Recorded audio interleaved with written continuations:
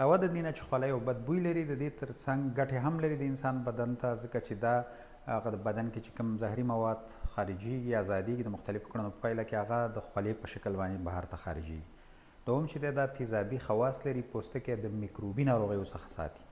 دریم دا چې دی د بدن دا د حرارت درجه چې دی دا کنټرولوي، یعنی یخوالی او کموالی، نه یعنی چې باید بدن یخ شي او نه ډېر زیات چې دی ګرم شي.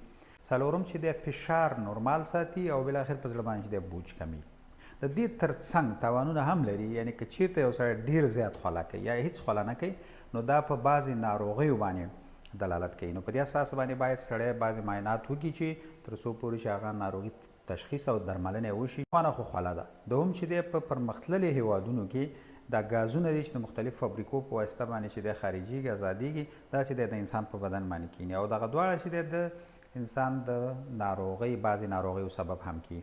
نو په دې اساس باندې سپارښتنه دا ده چې سړی باید هره ورځ ولامبي او هغه نری جامې لکه مثال په طور دا ټي شرټ چې ورته وایي چې موږ او تاسې درېشیو سره اغوندو، یا مثال زموږ او ستاسې افغاني جامې چې په کورونو کې اغوندو، زموږ او ستاسې خویندې میندې او همدارنګه موږ، نو دې باندې چې کله خوله وچه شي او هم دا ګازونه نو ډېر زیات بد بوی کوي. خپله انسان چې دی احساسولی نه شي، هماغه نور خلکو سره ناراحته کېږي.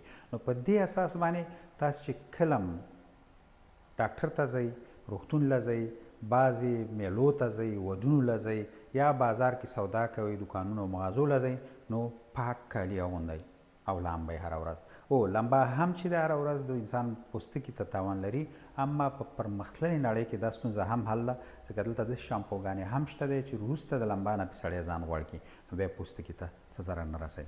نو پاک کالي اغوندئ، لامبئ، ځکه چې پاکي د ایمان جز دی.